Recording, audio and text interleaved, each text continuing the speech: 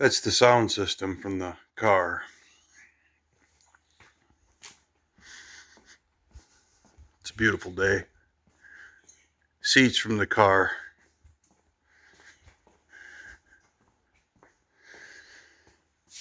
The interior guts all sandblasted. Dash is sitting here. Battery cover. That's the rear apron because I had to pull the wiring back. So she's all gutted out except for the front. I got the headliner and I'll be pulling that out. I'll leave the headliner in. The car's getting ready to go to upholstery. I even cleaned off the top. Kind of cool. It's the first time you get a look at it with the top off. She's a long one. But of course, all the aprons, the running boards, the fenders, front end,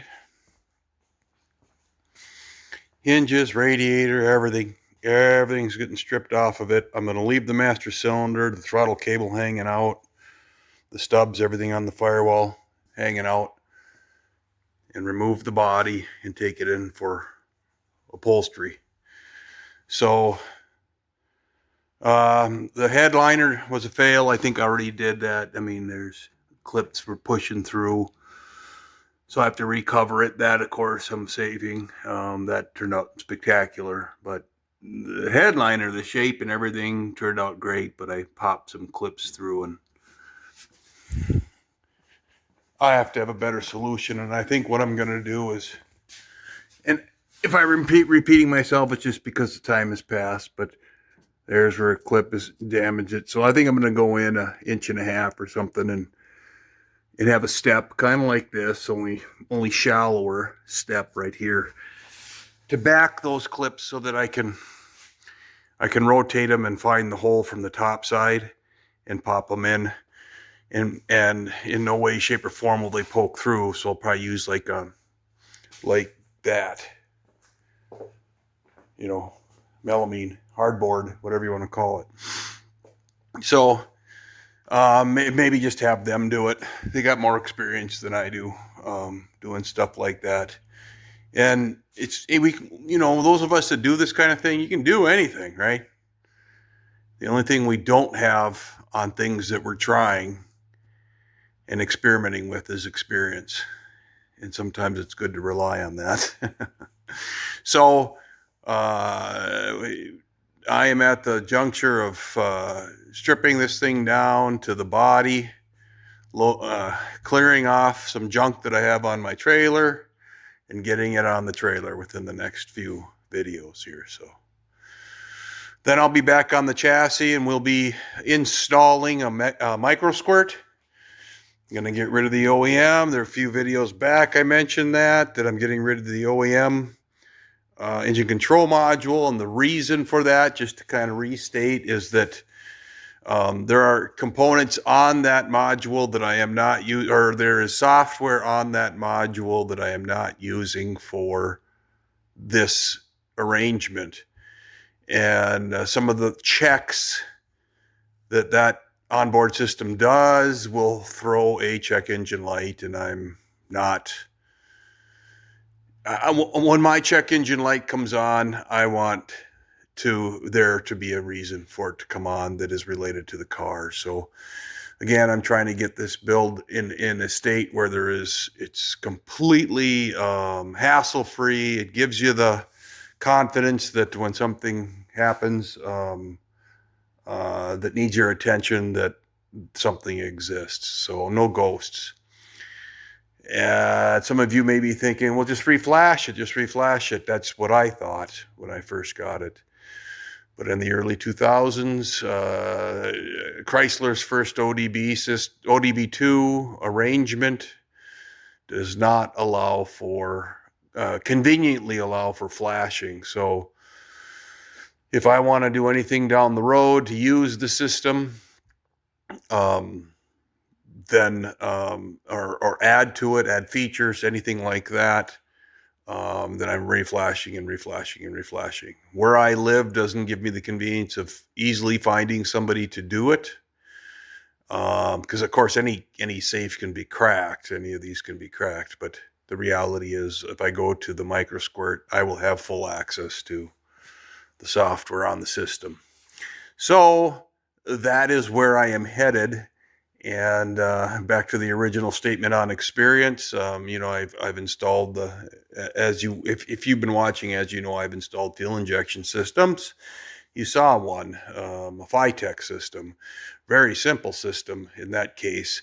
The micro squirt is similar to that system, but it does allow for some inputs. So that's going to speak to my dash. That's another thing. I'm going to have it speak to my dash so I can interface the dash through a Raspberry Pi, and I don't want to go out into la la land because we'll see some of that in the future. So that's where I'm at right now, and I'm going to continue tearing this guy apart. Seriously, I got the headlights off, you know, but I want to try this. They do this in other videos. It seems to work.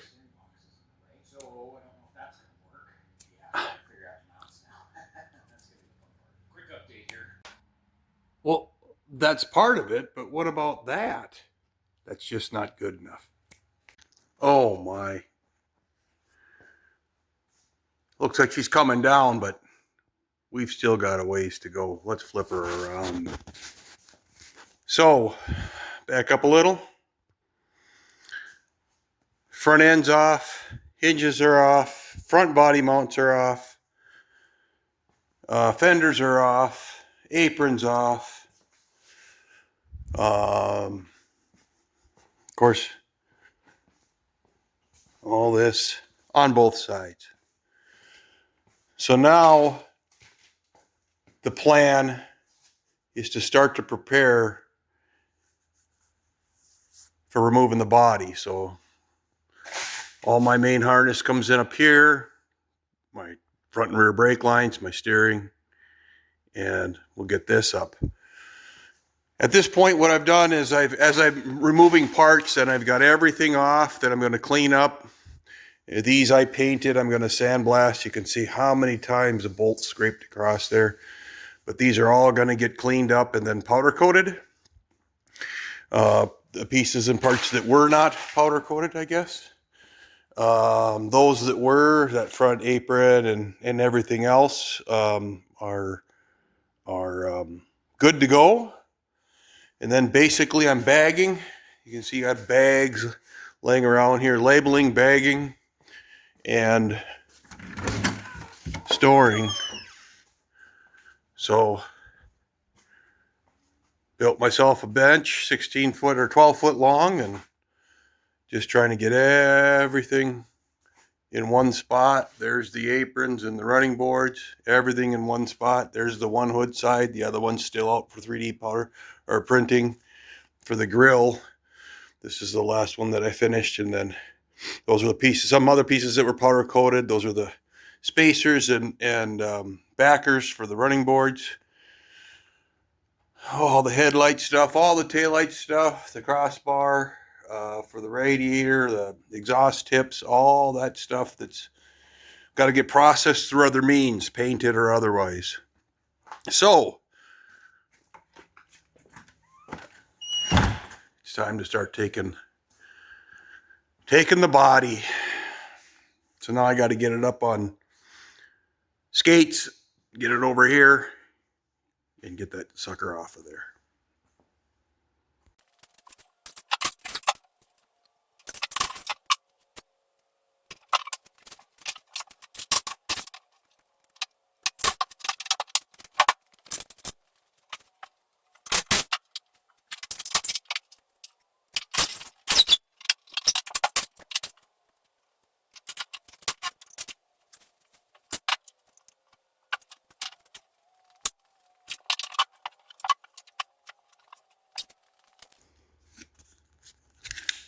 Okay, we can, okay, body bolts removed. Earlier I took off the front cab mount. It's got the steering disconnected, the shift linkage disconnected, the brake lines are disconnected. Now what I'm left with, when I built this, I raised this floor up here in this pan. I bolted to the cross member in those two locations, and come on, right there on each side, with a lot of metal dust and everything else, but are a couple of 7/16 bolts, 5/8 head, that I need to get out. I know these are weld nuts, excuse me, and those two are weld nuts. These three on the outside are regular nuts, and that's a weld nut. So it makes it okay, but these on the very end in the pocket, those have nuts underneath, and I'm not going to watch you or have you watch me struggle to get those out. But at that point, then I'll get the thing up on skates and get it over to the lift.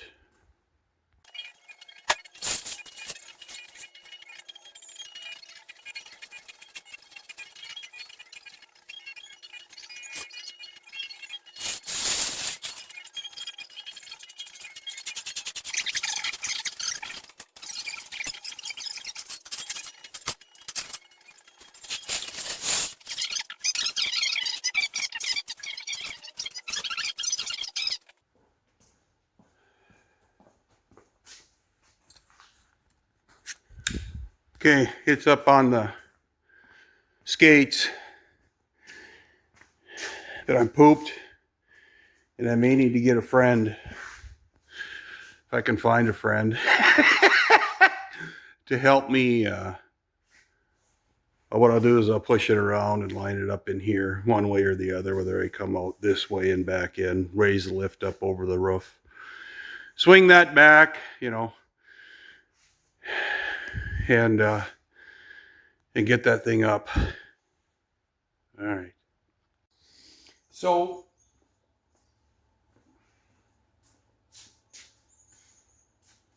I'm well into my 50s, going to be 60 in a few years. And for me, my friends are sleeping. It's 8:30 right now, a.m.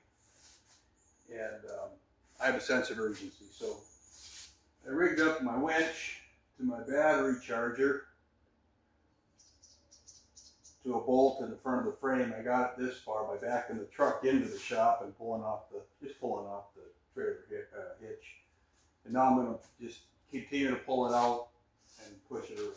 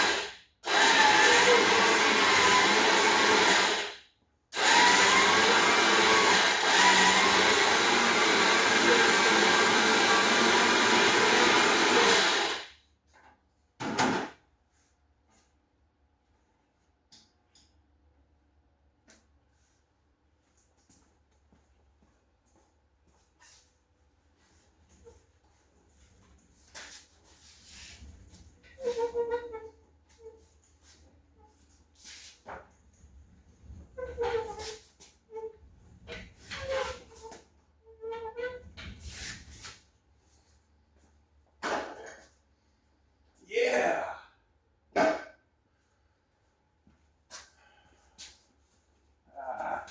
Nowhere to grab.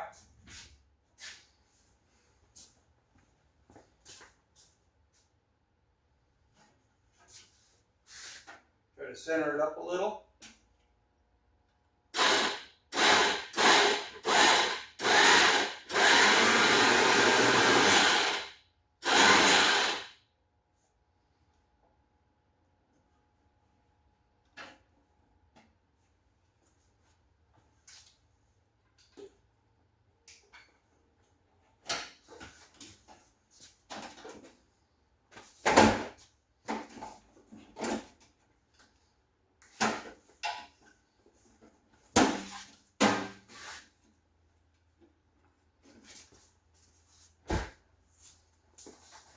like butter.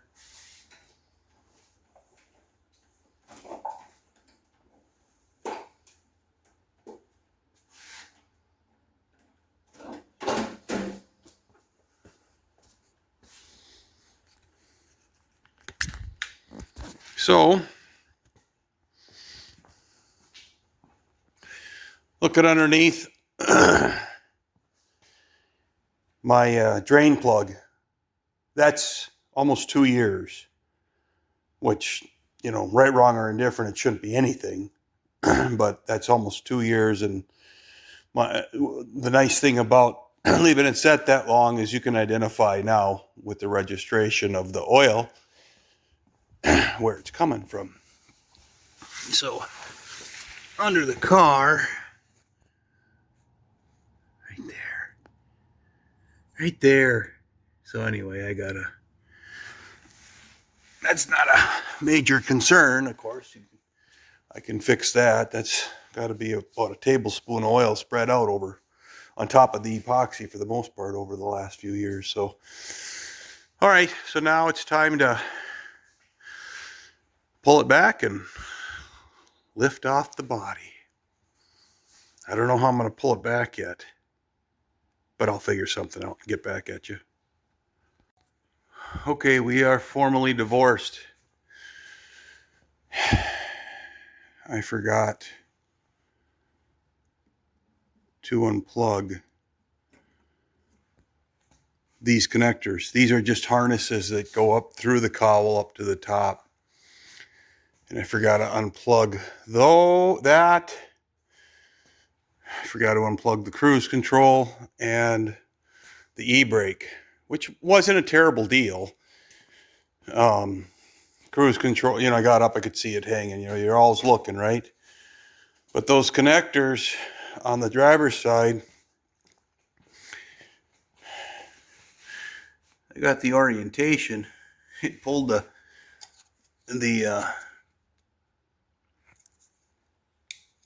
rubber seal out on this one and then pulled it out of all the pinch connectors on the rest of it. But I mean, at least I have the orientation and I don't have to go back through the wiring diagram, but I will because that's who I am. I'm just gonna make sure I got everything right. Anyway, so but I have documented it. Just so everybody knows, I have documented everything, so I will be able to do that, my color codes and all that. But anyway, the long and the short of it is that came off, but the reason for that is, I don't know how many of you have a lift, but you push that button, let go of that button, you know, for lifting, and then you release the hydraulics to lower.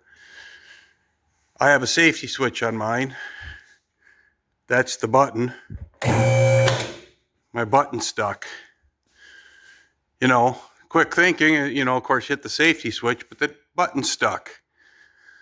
So that's what it was. Things shot up, you know, in my reaction time of, oh my God, you know, it went up before I could crawl around and check all my connections. Well, went up about 6 inches. I mean, nothing dramatic. I hit it, but probably minimal damage considering the situation as it is. All my rubbers are gonna need to get peeled off, otherwise I'll lose them all. But all in all, a real good separation. And now I'll get this thing down on the floor and figure out how I'm going to rig it for the trailer. All right, so I did a couple of things. Number one, I quick scratched up, you know, Scotch-Brited, got everything kind of scratched up, and finished painting the back. If you remember right, after I finished the back, because the body was on the chassis, I couldn't get under here to finish welding the bottom of this apron. So I've done that now. And then a little bit of body work and 2 coats of surfacer, just so that it's going somewhere else. And you know, there was tons of exposed metal on it, and there still is exposed metal on some of these spots. But Where this was blocked out to 180, I didn't want to have any issues, you know, down the road. So I quick hit it, and then this will be ready to block the surfacer. So I just got around to the rear quarters. Nothing on the roof or anything like that. The other thing I did was I quick fabbed up a panel. The interesting thing is everybody's always getting rid of pallets and dunnage. So I went and gathered up, found these 2 long pieces, screwed some dunnage to it, top and bottom. These are about 49 inches apart. You can get under it with forks and lift the thing up. So it's about ready to load on the trailer. So I'm going to get it set on these, then get under here and set it down on the ground. Clean the shop up first. A lot of wood on the floor, but it's about ready to roll over to the upholstery shop.